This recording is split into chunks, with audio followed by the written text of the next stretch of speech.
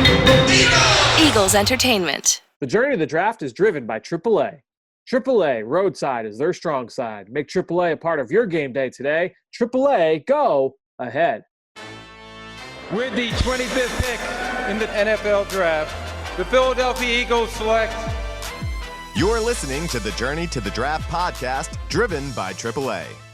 Welcome to the Journey to the Draft podcast, driven by AAA. I'm your host, Fran Duffy, and day 2 of the NFL Draft is in the books. So we've got a lot to cover here. The Eagles making 2 selections on Friday night. Quarterback Jalen Hurts out of the University of Oklahoma, previously from Alabama, and then also Davion Taylor from out west in the Pac-12 at Colorado. Davion Taylor, fascinating story. We'll hit on that. Both guys, what their upside is, how they'll fit in with this Eagles team, not just in 2020, but beyond that. Let's get started here. We've got Chris McPherson, Ben Fennell. Let's start it off with Draft Buzz. Now it's time for Draft Buzz. All right, as I welcome in Chris McPherson and Ben Fennell, guys, let's get right into it. To me, the biggest thing, and I think ultimately we can even draw back on yesterday as well on Thursday, when you look at the 3 picks in general with Jalen Reagor, Jalen Hurts, Davion Taylor, if the number one objective for this Eagles front office coming into the offseason was we need this roster to get faster on both sides of the ball, I think when you look at free agency, when you look at Darius Slay and Jatavis Brown, and you look at Javon Hargrave and the guys they've added, Will Parks, and bringing back Jalen Mills and moving him to safety, I think now you're talking, okay, this team has gotten faster. When you look at Jalen Hurts, Jalen Reagor, and Davion Taylor, all 3 of those guys have outstanding speed for their positions. I thought that was kind of interesting. But let's dive right into Jalen Hurts. And to me, look, it's going to be a very highly debated topic, in the city, even nationally, I think, over the next couple of weeks, over the next few months even. But I think when you look at Jalen Hurts, one of the things that has always stood out to me, obviously, are the intangibles with this kid, right? I mean, you talk about somebody who came in as a true freshman, led Alabama to a national title. He loses his job at halftime his sophomore year at the national title game. So he brings them back to a second title game, gets benched at halftime, doesn't transfer, says, you know what, no, I'm going to stick it out. I'm going to come back. So many kids would have transferred after that point, but he said, no, I'm going to come back. I'm going to compete with Tua. He competed that spring. For all intents and purposes, lost the job that spring and still stayed, was the backup, was a good soldier, played the part of being a backup, was a good backup from everything you read to Tua Tagovailoa. You get to the 2018 SEC championship game against Georgia. Tua goes down with the injury. Jalen Hurts steps in, leads them to victory, brings them back from behind, and leads them to the win, advances them to the college football playoff. And to me, I think you look at Jalen Hurts, and that's him in a nutshell, right? From an off-field standpoint, everything that you want. And I told a story on Eagles Draft Central tonight with Ross Tucker and Amy Campbell. I was down at the Senior Bowl. I talked with all these guys, just about their teammates and opponents. And, I talked with Neville Gallimore. He was one of the first players I talked with at the media day in Mobile. I said, Neville, what was it like just getting Jalen Hurts onto campus? Obviously he was a big-time transfer free agent, right, in the transfer portal. What was it like? How was he received by teammates when he stepped in? And he said, the biggest thing that stood out to me about Jalen Hurts was that not one time did he ever mention Heisman Trophy. Not one time did he ever mention any kind of individual accolade for himself. Anytime he talked about successes and what the team goals were, everything was national championship, national championship, national championship. They wasn't even Big 12 title. He had national championship aspirations, and obviously they fell short of that. They lost. They ran into a buzzsaw in LSU in the opening round of the college football playoff. But I think that kind of speaks to that team-first mentality that Jalen Hurts brings. He's won wherever he's been. I think from an intangible standpoint, he's obviously got everything that you want from that side of it between the years. C-Mac, what are your thoughts on Jalen Hurts and, the selection overall? A lot to process, first Yes. and foremost. Before I get to Jalen Hurts, I just want to note, I'm glad you mentioned Darius Slay, because remember that it was a third-round pick that was used to help acquire Darius Slay. So when we're talking about this draft class as a whole, you got to include Darius Slay as a part of it. So transitioning now to Hurts, interesting that you mentioned the intangibles and the humility that he brings with him, because when he spoke on his video conference call, everything was, I just want to get to work. It's a blessing. It's great to be a Philadelphia Eagle, but I'm ready to get to work. And he even said, I know you're getting tired of hearing me say this over and over, but he doesn't come across as someone who has taken 2 major programs to the college football playoff, has won a national championship, was the SEC Offensive Player of the Year as a true freshman, was a Heisman runner-up a year ago in his only year at Oklahoma. That standpoint, the intangibles are off the charts. And it just, I'll let you guys go more into the player and what he brings on the field. I got to see him at the Senior Bowl. I got to see him at the Combine up close. And I thought he made quite an improvement just in that time alone. I agree. Yep. From the throwing mechanics standpoint. But I think back to from an Eagles standpoint, and last season the Eagles brought in Josh McCown, who is the steady veteran hand. And from the day he walked into the building, he connected with guys all up and down the locker room. And everyone bought into him, trusted him. And I think you saw that when he played his heart out in that playoff loss to Seattle, the impact that he had in the locker room. And it seems like Jalen Hurts can be that type of guy in time, that he has that ability to instantly come in, win the respect of his peers. And the difference with McCown is you need someone who is not going to just be a one-year guy. The Eagles are looking a year ahead now, and they're saying they've got Nate Sudfeld as a backup for 2020. Well, what's the game plan beyond that? Because Howie Roseman said earlier this evening that Sudfeld wants to be a starter. He doesn't want to stay in Philadelphia and be just Carson Wentz's backup. So you need to develop someone long-term to be that backup guy. And last year, the Eagles, they took a third-day flyer on Clayton Thorson, and it didn't work out. You can't just sit here and say, we're going to wait till the fourth round. We'll wait till the fifth round and see if we get a guy. If there's someone that you have rated highly, it's, again, the best player available. And they truly felt, from a value standpoint, Jalen Hurts was worth taking in the second round. And a lot of fans are going to say, well, what about building the team for now? You look at the Eagles over the last 20 years, basically from the Donovan McNabb era to now. You go to 2002. First it was Corey Detmer, then A.J. Feely had to come in to help save the season because McNabb had the leg injury.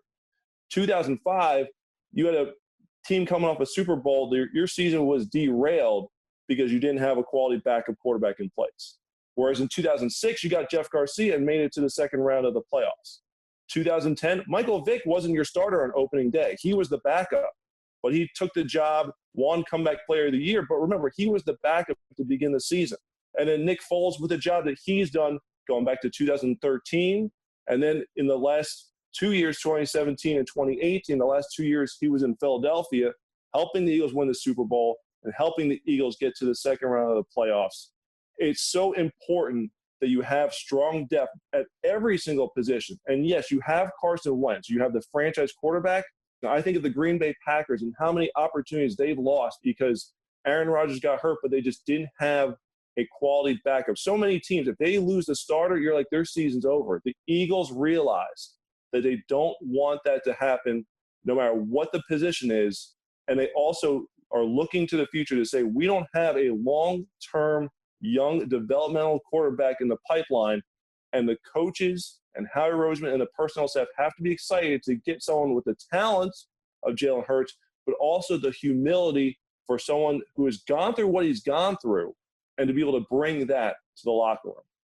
Our esteemed producer, Peter Kelly, dropped a quote on me, after the selection. And I love this was, everyone hates paying car insurance until you get in a car accident. You talk about what it takes to pay for a good quality backup quarterback. And people talk about it all the time when you sign one in free agency. Oh, I can't believe you're paying, this player this money. Ross Tucker brought up, you pay Chase Daniel this amount of money, or you pay Nick Foles this amount of money. And then when Carson Wentz goes down, well, we've got Nick Foles. Now we can go on this playoff run. And Ben, I want to go to you now with the athletic skill set of a Jalen Hurts, because I think when you talk about the upside that he can reach, I've already talked about the intangibles. You and I have had this discussion so many times, and this is my thought process whenever it comes to players with upside. If you don't have those intangibles, if you don't have that football character, that work ethic, that relentless desire to be great, if you don't have that already in your toolbox, forget any athletic upside you've got, because you're not going to reach it, or you're very unlikely to reach it. To me, when you've got those intangibles and now you're talking about, okay, this guy's got upside, Now I have a lot more faith that you can reach that upside because you're going to put in the work to be able to fulfill that potential. Talk to us about what you've seen from an athleticism, from a physical tool standpoint of Jalen Hurts. We know that he's got to get better as a passer, processing things, reading defenses and things like that. He can get better at those things with reps and with time, working with Doug Peterson and this offensive coaching staff. But what do you see from him from a physical standpoint that impresses you? Yeah, a lot to dive in there, Fran, a lot to catch up on. Obviously, the Eagles want to get faster, but primarily they want to get younger. It was no secret they have one of the older rosters in the league. Doug Peterson mentioned that to you, actually, earlier today about the roster, but no more Jason Peters, no Malcolm Jenkins, no Josh McCown. That's obviously all going to add in some of the youth influx and the speed. I absolutely love what they did in the offseason, especially in free agency and leading up to the draft day. Jalen Hurts, we know what he is off the field. He has all the intangibles. He's right up there on the Mount Rushmore of intangibles with Russell Wilson and Tim Tebow and whatever other choir boys have come out of college football the last 10 to 20 years. The interesting complex with adding quarterbacks to teams with quarterbacks seems to be kind of a new disdain, as opposed that it wasn't something that this league has always seen. And whether it's, the Eagles adding Jalen Hurts in the second round, actually the only day 2 quarterback to come off the board. Yep. Or, Jordan Love going to the Packers with a 36-year-old Aaron Rodgers with 4 years, left on his deal. But if this was the 90s and you were from the Ron Wolf camp, that's how you end up with, Ty Detmer and Mark Brunell and Aaron Brooks and Kurt Warner and all these interesting talents behind your quarterbacks in the quarterback room. And obviously the developmental time has been cut down, the practice time. You can't build those quarterbacks behind the scenes anymore. But it's still not a faux pas philosophy to add talent, depth, and competition to your quarterback room whenever possible. Even if you have a veteran quarterback, like all the scenarios that CMAC listed that our own organization has gone through in the last 20 years into playoff runs with competitive teams and X, Y, and Z. So I just love the philosophy in just always adding depth and talent to position groups. And I think that's always okay. And I think both Carson Wentz and Jalen Hurts are okay with that. And I think they're both smart guys. They're leaders. They want to work. They want to push each other. And I think that's okay. And I think that's healthy. And I think it's for the benefit of the roster and the team collectively. But when you're breaking down Jalen Hurts' skill set, he's a really interesting quarterback. Not an interesting athlete, and an interesting quarterback. He's a quarterback. He's going to be in the quarterback room. He's going to be the number 2 behind Carson Wentz. He's going to be taking a lot of reps in camp and in preseason. It's going to be fun to watch. The interesting thing was what other things he was able to do when Tua took over.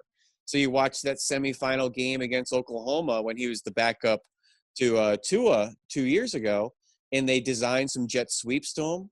They gave him some power runs down in the low red zone, which he had to meet Kenneth Murray one-on-one in the hole and had no problem finishing that run.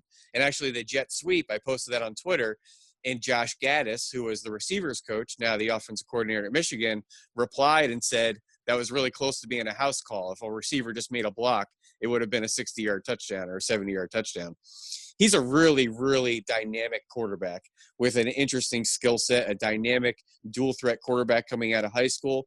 Just some issues with his timing, playing within rhythm, and the anticipation, the quick throws, getting rid of the ball early. But I think Lincoln Riley really did a great job with him and utilizing his skill set and putting him in positions to be successful and taking advantage of the things he does well. And there's a lot of things, Fran, that Jalen Hurts does well. And I think so many people want to focus on the negatives with players all the time. Don't tell me what they can't do. Tell me what they can do. And I think Jalen Hurts can do a lot of things in this league.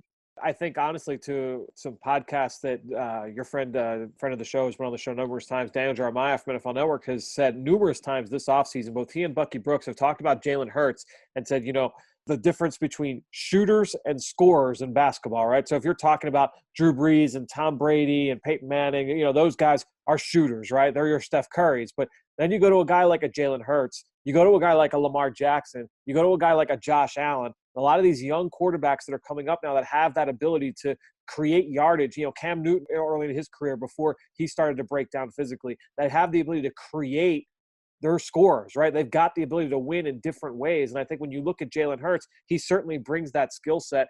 The other skill set that I think he brings is also, and he's proven this at a high level, it's a skill. It is a trait to be a backup quarterback. You can't just say, oh, well, you are the second best quarterback on the depth chart, therefore you are our number 2 quarterback. It doesn't work that way. You've got to have the ability to be able to be that other set of eyes for the starting quarterback. And we've talked about this numerous times, either on the Journey to the Draft podcast or on the Eagle Eye in the Sky podcast. To me, when I talk about guys that can come in and be a backup, it's not just about talent. You've got to have those off-field qualities as well. Jalen Hurts has already proven that he can be that and be that kind of, that extra set of eyes for the starter. Again, what he was able to do at Alabama behind Tua Tagovailoa back in that 2018 season really just kind of opened things up for me. So, ultimately, just kind of and Fran, and not just behind Tua, but consider just the intelligence he has in playing with Brian Daboll's scheme, which he's now an NFL offensive coordinator. That's an NFL scheme early in his career at Alabama, to then, more of Josh Gaddis's scheme later on in Alabama, then over to Lincoln Riley. Yep. Just that influx of knowledge and multiple schemes. He's going to be a really interesting mind to have in that quarterback room with, Doug Peterson and the play callers and the guys, with the boots on the ground, really working on their technique and the details of their game. He has a lot of information, I think, to provide to the quarterback room. Yeah, I think at the end of the day, when you're talking about, all right, why Jalen Hurts in round 2? I think ultimately you're talking about he's got the physical tools. We talked about the athleticism, the versatility, the intangibles are there, the proven track record of being a good backup quarterback. He's won wherever he's been. And then also the fact that this is an organization that CMAC touched on at the top. This is an organization that's always going to be quarterback driven. That is their identity. There's no more important position than the quarterback spot. Being able to strengthen that room was a priority for this front office coming into the offseason, and adding a guy in the second round accomplishes that goal. So let's move on now to the third round, and you get another guy that's a speedster at his position, and that's Davion Taylor, the linebacker from Colorado. Ben, I know you and I both studied him in the fall. CMAC, you and I got to see him with our own eyes down in Mobile at the Senior Bowl. I'd like to hear about Davion Taylor. Ben, we'll start with you. Your thoughts overall on the selection and then the player. Yeah, absolutely. And just one last closing thought on Jalen Hurts to put him to bed.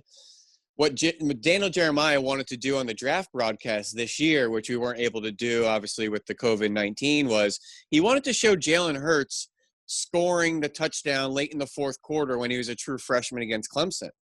And he just wanted to raise the thought, hey, if Deshaun Watson doesn't hit Hunter Renfrow for the game winner, how is Jalen Hurts viewed as a national championship starting quarterback as a true freshman?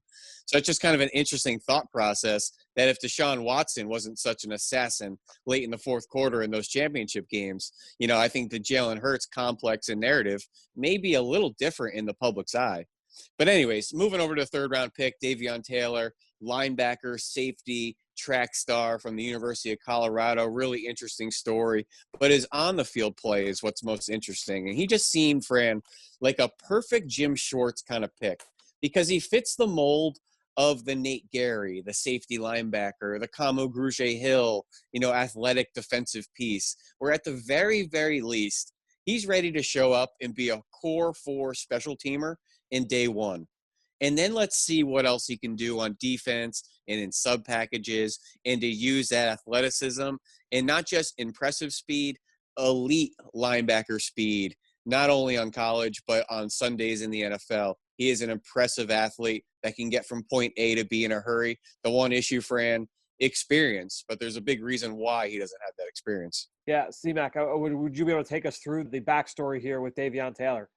In high school, due to his parents' religious beliefs, where they had to observe the Sabbath, was like a sun up to sundown, he was not able to play high school football. The only game he was able to play in was at a time outside of Friday nights where he was able to be on the field, and he was so impressive in that game, it was enough to at least catch the eyes of local colleges. So he started his college career at the community college, the JUCO college level, and after 2 years there, went to Colorado and was just so impressive physically. You talked about the athleticism, the track star ability, is someone who just flies around the football. So he's still very raw. But what I loved was twofold. Davion himself saying on the video conference call how he loves the game. He loves to learn about the game. For him, he understands he's behind, so he's trying to make up for the lost time. And just by studying as much as he possibly can, he's eager to learn. But Howie Roseman, when discussing the pick, saying that we have a plan for him.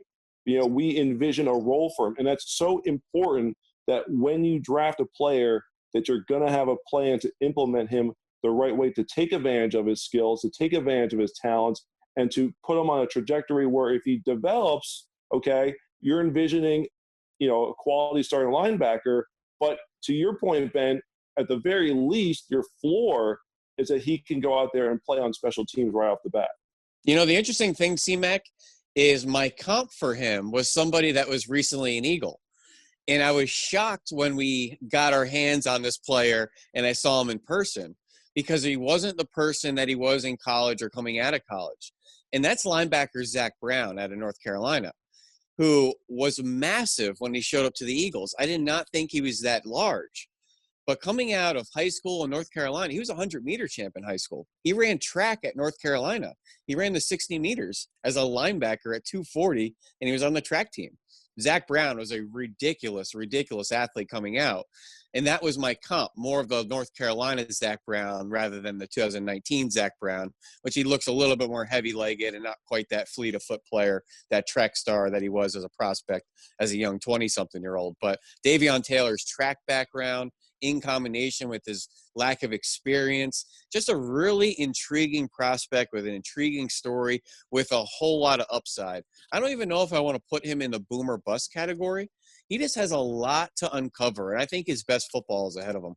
To me, What's interesting, going back to real quick to the athleticism standpoint, at the combine, according to Spark scores, he was the fourth most athletic off-ball linebacker at the combine. So the athleticism is off the charts, and it's just great that the Eagles are investing in the linebacker position. You looked at the cupboard of what's there right now, and you've mentioned Nate Gary. Kamagruja Hill is with Miami now. You have TJ Edwards stepping up. You have Duke Riley, who is primarily a special teamer after joining the team in a trade last season. They did sign Jatavis Brown, who has starting experience with the Chargers in free agency, but definitely there was room to improve there. And the Eagles haven't used a third-round pick since they got Jordan Hicks back in 2015, and really haven't used too many draft picks on the position as a whole overall. So it seems like that they've reworked this defense from the front of the line, from the line with Javon Hargrave. Now you get all the way to the back end, bring in Will Parks, Darius Slay, Nickel Roby Coleman, and now you address the linebacker position, getting your guy in Davion Taylor, who has just so much potential. And that's why the Eagles knew that he was just not going to last too much longer, that they had offers to trade back, but they felt like this was a guy they wanted to get in their building, fits their scheme, they have a plan for him, and they're just too good a guy to pass up.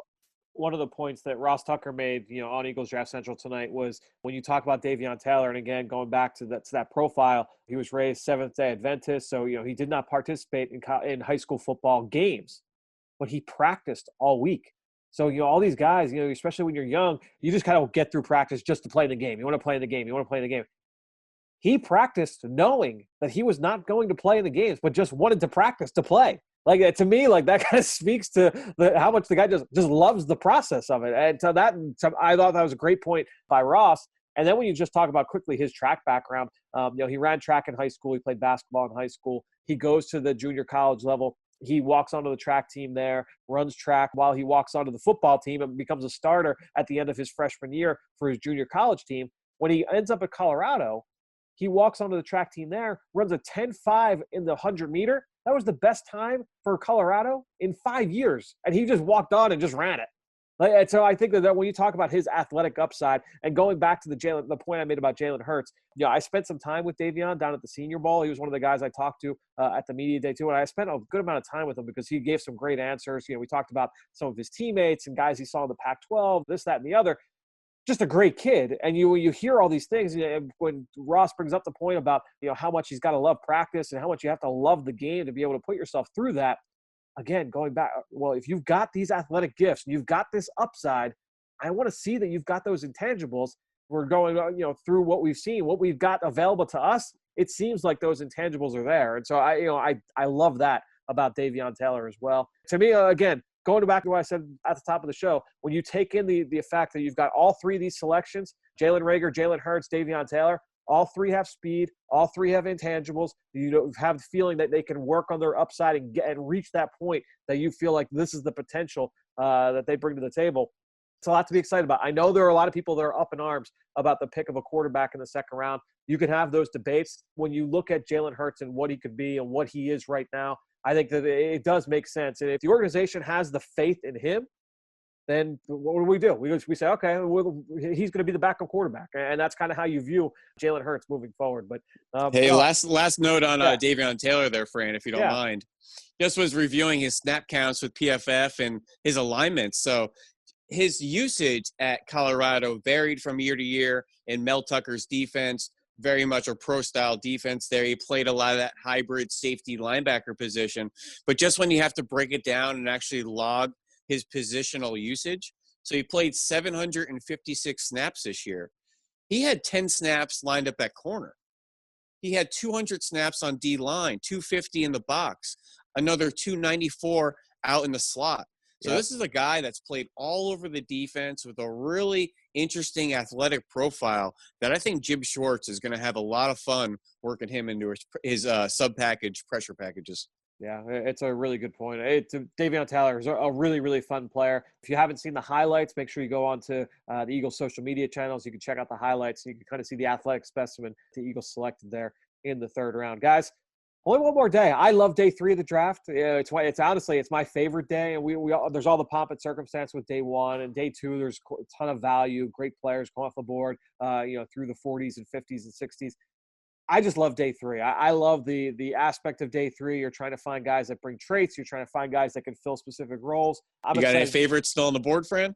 There's a bunch of guys that, to me, I'm like, all right, well, this guy can come in and play a role. That'll take us another 40 minutes, though. But there's a lot of blue-collar guys, the Kevon Wallaces of the world. There's a lot of experience. Yeah. Someone's going to snag him early tomorrow. I know it. I love Kevon Wallace. He would be one of those names that for sure I'm very much interested in. But guys, we're going to break this all down. It's almost 2 a.m. here now, so we're going to shut this down. We'll be back here tomorrow. We'll break down everything we see from day 3, and then later this week, or I guess it's later next week, we'll break down everything, the whole draft as a whole. We'll look around and we'll preview what's to come here on the Journey of the Draft podcast, driven by AAA. If you've been listening throughout the course of the season, don't go anywhere just because the draft is almost over. We're going to be we'll have all kinds of stuff coming through the spring, through the summer here on this channel, and obviously we're prepping for next fall as well as we prepare for the 2020 college football season. Thanks so much for joining us here on the Journey of the Draft podcast, driven by AAA. We'll talk to you tomorrow.